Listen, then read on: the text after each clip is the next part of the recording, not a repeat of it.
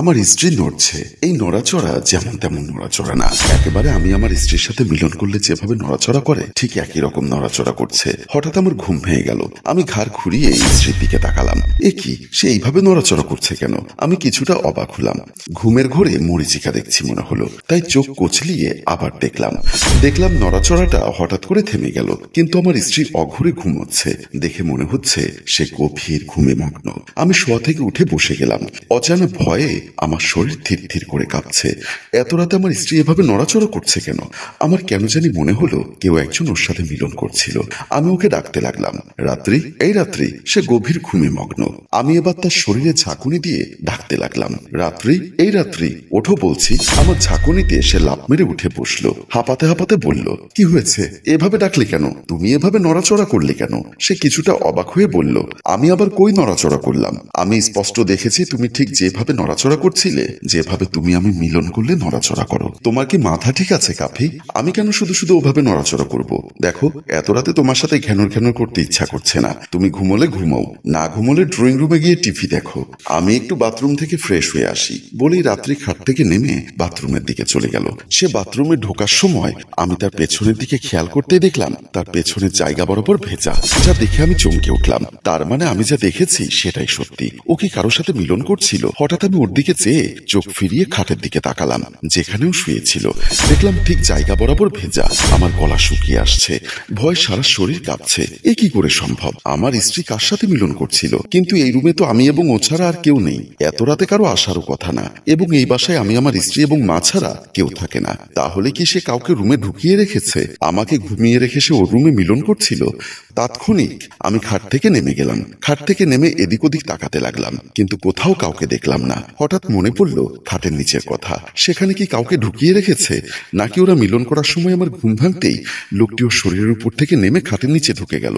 আমি তাড়াহুড়ো করে খাটের নিচে তাকালাম, কিন্তু সেখানেও কাউকে দেখতে পেলাম না। হঠাৎ মনে পড়ল বেলকনির কথা। বেলকনির দিকে যেতে গিয়ে দেখলাম বেলকনি আটকানো। তাহলে নিশ্চয়ই লোকটা ওদিকে পালিয়ে যেতে পারেনি। তারপর আমি রুমের দরজার দিকে আসলাম। দরজার পর্দা সরাতেই আমি একটা ধাক্কা খেলাম। আমার এখনো স্পষ্ট মনে আছে, রাতে ঘুমোতে যাওয়ার আগে আমি নিজের হাতেই দরজার সিটকানি লাগিয়েছিলাম। তাহলে এখন দরজাটা খোলা কিভাবে? আমি তাড়াতাড়ি রুম থেকে বের হলাম। আমাদের রুমের সামনেই ডাইনিং রুম। ডাইনিং রুমে টেবিলের উপর পানির জগ আর গ্লাস ছিল। যেহেতু টেনশনে আমার গলা শুকিয়ে গেছে, তাই গ্লাসে একটু পানি ঢেলে তা পান করতে লাগলাম। আর মনে মনে ভাবতে লাগলাম, যদি কেউ নাইবা থাকবে আর তার সাথে সে মিলন নাইবা করবে, তাহলে ওর পেছনে ওখানে ভেজা কেন?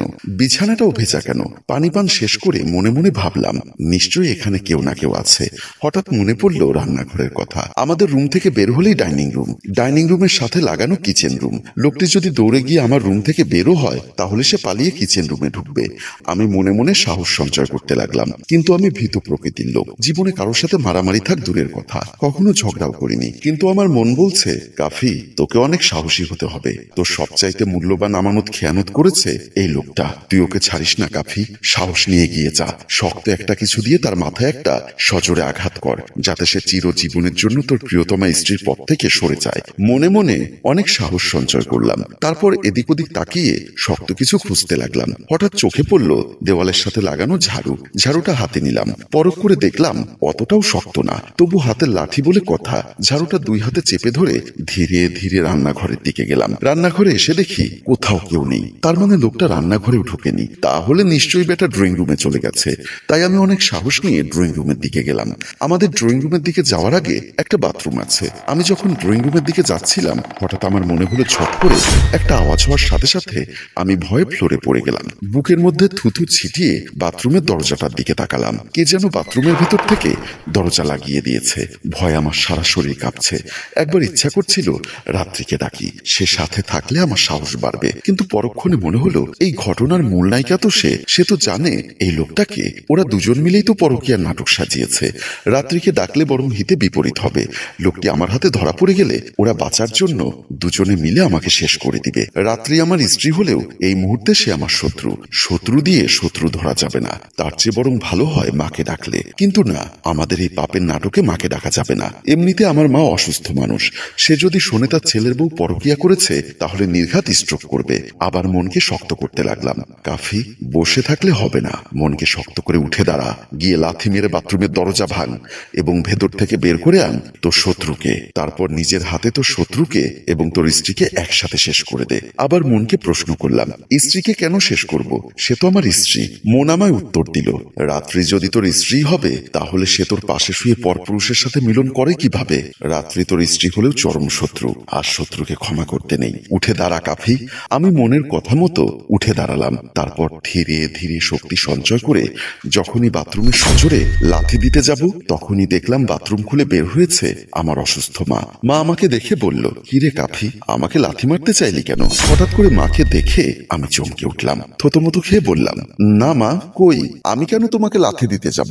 তাহলে তুই পা তুলে এদিকে আসছিলি কেন? আমি ঠোঁটের কোণে একটা বিরস হাসি দিয়ে বললাম, না মা, আমি তো ক্যারাটে প্র্যাকটিস করছি। আমার কথা শুনে মা যেন সপ্তম আকাশ থেকে পড়ল আর বলল, এত রাতে কি কেউ ক্যারাটে প্র্যাকটিস করে? করতাম না। তুমি তো জানো আমি কলেজ জীবনে ওস্তাদ নায়ক রুবেল থেকে ক্যারাটে শিখেছিলাম। চাকরিতে ঢোকার পর থেকে আর ক্যারাটে প্র্যাকটিস করা হয় না। এখন তো দিনকাল খারাপ, যখন তখন ছিনতাই হচ্ছে, তাই ভাবছি পুরনো কলা কৌশলগুলো আবার একটু প্র্যাকটিস করে নেই। আমার কথা শুনে মা বলল, কাল সকালে কি তোর অফিস নেই? আছে তো। এত রাত জেগে থাকলে অফিসে যাবে কিভাবে? যা শুয়ে পড়, বলেই মা চলে গেলেন। কিন্তু আমার মনে রেখে গেলেন হাজারো প্রশ্ন। লোকটি তাহলে গেল কোন দিক দিয়ে? এদিক ওদিক তাকিয়ে কোথাও তার কোনো অস্তিত্ব খুঁজে পেলাম না। তাহলে কি আমি এতক্ষণ মরিচিকার পেছনে ছুটেছি? এটা কি আমার চোখের ভ্রম ছিল? যদি চোখেরই ভুল হয় তাহলে রাত্রির পেছনে ভেজা ছিল কেন? নানা প্রশ্ন মাথায় নিয়ে আমি আবারও রুমের দিকে চলে গেলাম। রুমে এসে দেখি রাত্রি শুয়ে আছে, কিন্তু ঘুমোয়নি। আমাকে রুমে ঢুকতে দেখে চোখ বড় করে আমার দিকে তাকিয়ে রইল। আমি তার দিকে তাকিয়ে বললাম, কার জন্য অপেক্ষা করছো? সে এবার শোয়া থেকে উঠে বলল, কার জন্য অপেক্ষা করে আছি মানে? নিশ্চয়ই তুমি ড্রয়িং রুমে গিয়ে সিগারেট টেনে এসেছো। তোমাকে না কতবার নিষেধ করেছি সিগারেট স্পর্শ করবে না? আমি সিগারেট টানতে যাইনি। তাহলে এতক্ষণ কোথায় গেছিলে? আমি তাকে কিভাবে বলি যে আমি এতক্ষণ ধরে তার সেই পরকীয়া প্রেমিককে খুঁজছি? যেহেতু আমি লোকটাকে হাতে নাতে ধরতে পারিনি, সেহেতু রাত্রি স্বীকার করবে না, অহেতুক ঝামেলা বাড়বে। তাই তাকে বললাম পানি পান করতে গেছিলাম এতক্ষণ ধরে। এবার আমার মেজাজটা খিটখিটে হয়ে গেল, তাই চেঁচিয়ে বললাম, পানি পান করতে কি টাইম লিমিট করে দেওয়া আছে নাকি? আমার মন চেয়েছে তাই আমি অনেকক্ষণ বসে বসে পানি পান করেছি। আমাকে উত্তেজিত হতে দেখে সে আর কোনো কথা না বাড়িয়ে শুয়ে পড়ল। আমিও একরাশ টেনশন এবং হাজারটা প্রশ্ন মাথায় নিয়ে তার পাশে শুয়ে পড়লাম। পরদিন সকালবেলা অফিসে এসে আমার অফিস রুমে চেয়ারের উপর বসে মনে মনে ভাবছি, গতকাল লোকটা কোন দিক দিয়ে পালিয়ে গেল, নাকি ওটা আমার মনের ভুল ছিল? আচ্ছা ভালো কথা, রাত্রির পেছনটা তো স্বপ্নে দেখেও ভিজতে পারে। যেমনটা আমরা পুরুষেরা ঘুমোলে ঘুমের ঘোরে খারাপ স্বপ্ন দেখলে পর্নের কাপড় ভিজে যায়, তাহলে কি গতকাল রাত্রিও খারাপ স্বপ্ন দেখেছিল?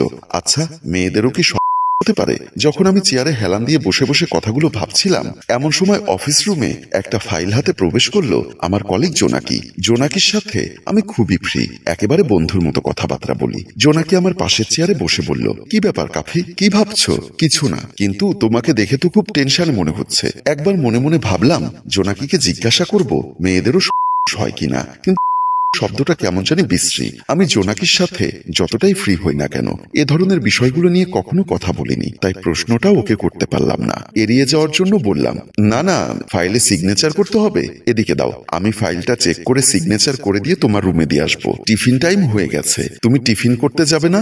যাবো, আগে তোমার এই ফাইলটা চেক করে নেই। আচ্ছা ঠিক আছে, তুমি ফাইলটা সিগনেচার করে আমার রুমে নিয়ে এসো, তারপর দুজনে একসাথে টিফিন করতে যাব।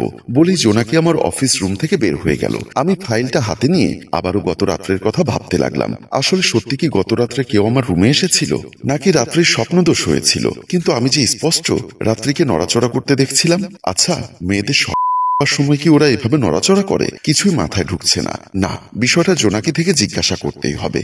তাই ওর ফাইলটা হাতে নিয়ে চেক না করেই তাড়াতাড়ি কয়েকটা সিগনেচার করে দিলাম। তারপর ফাইলটা হাতে নিয়ে জোনাকির রুমের দিকে গেলাম। জোনাকির রুমে ঢুকতেই দেখলাম জোনাকি মোবাইলে তার হাজবেন্ড কাননের সাথে কথা বলছে। আমাকে দেখে বলল, কানন এখন রাখছি, কাফি ভাই ফাইল সিগনেচার করে নিয়ে এসেছে, আমি তোমাকে কিছুক্ষণ পরে কল দিব, বলেই মোবাইলের লাইনটা কেটে দিল। তারপর আমার দিকে তাকিয়ে ফাইলটা হাতে নিয়ে বলল, এত তাড়াতাড়ি চেক করা হয়ে গেল? চেক করে আর কি হবে, তোমাকে তো আমি বিশ্বাস করি, তারপরও আমার কোথাও ভুল হতে পারে না? তোমার কোনো ভুল নেই। আচ্ছা জোনাকি, আমি কি তোমার কাছে একটা বিষয় জানতে পারি? কি বিষয়? বলতে আমার লজ্জা লাগছে, আবার না বলেও পারছি না। আহা কাফি, তুমি আমার বন্ধুর মতো, বন্ধুত্বর ভেতরে এতটা বর্ডার থাকা উচিত নয়। বলো তুমি কি জানতে চাও? আচ্ছা তোমাদের কি? বলতে যাব এমন সময় দেখলাম আমাদের অফিসের বস সাইফুল সাহেব এসে বলল, অফিসের কাজ বাদ দিয়ে এখানে গল্পগুজব করা হচ্ছে তাই না? হঠাৎ করে স্যারকে দেখে আমার আমরা দুজনেই উঠে দাঁড়ালাম। জোনাকি কাঁপা কাঁপা গলায় বলল, না স্যার, আমরা অফিসের প্রজেক্ট নিয়ে আলোচনা করছি। সাইফুল স্যার বলল, এখন অন্য কোনো প্রজেক্ট নিয়ে আলোচনা করতে হবে না। কাফি সাহেব, আপনি তাড়াতাড়ি আপনার রুমে গিয়ে আমাকে কল্পলোকের প্রজেক্টটা রেডি করে দিন। জোনাকিকে আর প্রশ্নটা করা হলো না। শেষ পর্যন্ত আমি মাথা নিচু করে জোনাকির রুম থেকে আমার অফিস রুমের দিকে চলে আসলাম। আজও যথারীতি খাওয়া দাওয়ার পর স্বামী স্ত্রী ঘুমিয়ে আছি। একটু একটু করে ঘড়ির কাঁটা ঠিক মধ্যরাতে চলে গেল। চোখের কোনায় কোনায় ঘুম চলে এসেছে। ঘুমের ঘোরে হঠাৎ আমি খাট নড়াচড়া অনুভব করলাম। মনে হচ্ছে আমাদের খাটটা দুলছে, যে দোলানির তালে তালে আমিও দুলছি। হঠাৎ করে আমার ঘুম ভেঙে গেল। চোখ খুলে স্ত্রীর দিকে তাকাতেই দেখলাম আমার স্ত্রী যথারীতি গতকালকে রাত্রের মতো আবারও সেই প্রিয় পরিচিত নড়াচড়া করছে।